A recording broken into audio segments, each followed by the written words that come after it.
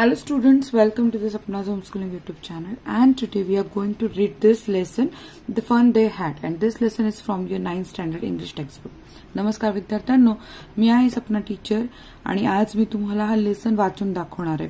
कारण बऱ्याच मुलांना प्रश्न पडतो की रीडिंग कसं करायचं, उच्चार कसे करायचे, कशा प्रकारे नेमकं वाचायचं हे समजत नाही. तर आपण या लेसन मध्ये फक्त आणि फक्त रीडिंग करूयात, कारण प्रोनाउन्सिएशन म्हणजे उच्चार व्यवस्थित येणं हे पण फार गरजेचं आहे. तर ज्यांना प्रॉब्लेम आहे की ज्यांना शिकायचं त्यांनी हा व्हिडिओ बघा आणि माझ्या मागे वाचायला सुरुवात करा. ठीक आहे. The fun they had.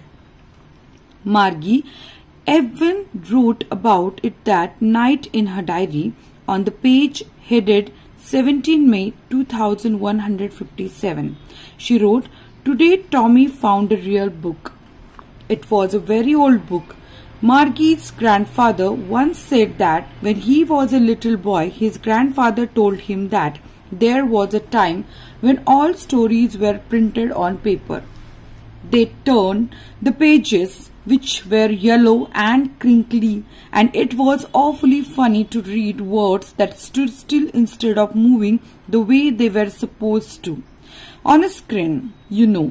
And then when they turned back to the page before, it had the same words on it that it had when they read it the first time." "Gee," said Tommy, "what a waste. When you are through with the book, you just throw it away. I guess our television screen must have had a million books on it, and it's good for plenty more. I wouldn't throw it away." "Same with mine," said Margie. She was 11 and hadn't seen as many telebooks as Tommy had. He was 13. She said, "Where did you find it?" "In my house." He pointed without looking because he was busy reading. "In the attic." "What's it about?" "School." Margie was scornful. "School? What's there to write about school? I hate school."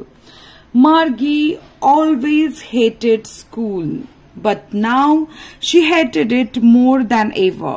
The mechanical teacher had been giving her test after test in geography, and she had been doing worse and worse until her mother had shaken her head sorrowfully and sent for the county inspector. He was a round little man with a red face and a whole box of tools with dials and wires. He smiled at Margie and gave her an apple, then took the little apart.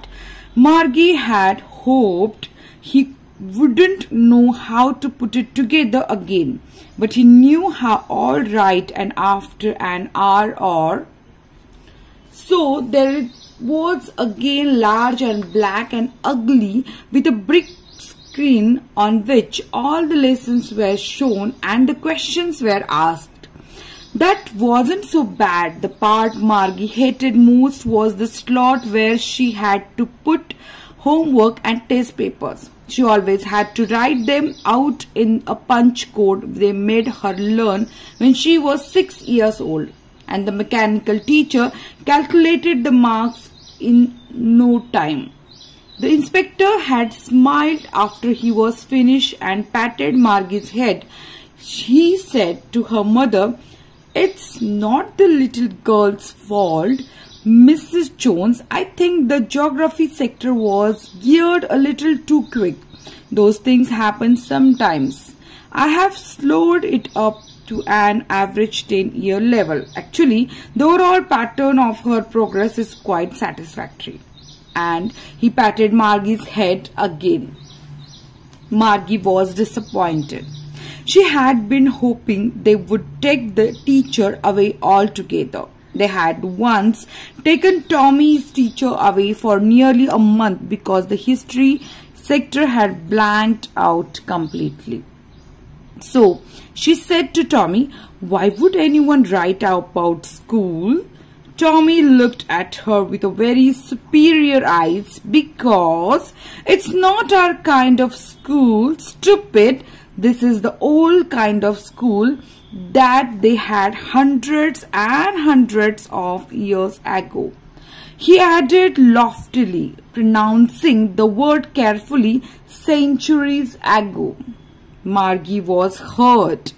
Well, I don't know what kind of school they had all that time ago. She'd read the book over his shoulder for a while, then she said, anyway, they had a teacher. Sure, they had a teacher, but it wasn't a regular teacher. It was a man. A man? How could a man be a teacher? Well, he just told the boys and girls things and gave them homework and asked them questions. A man isn't smart enough. Sure, he is. My father knows as much as my teacher.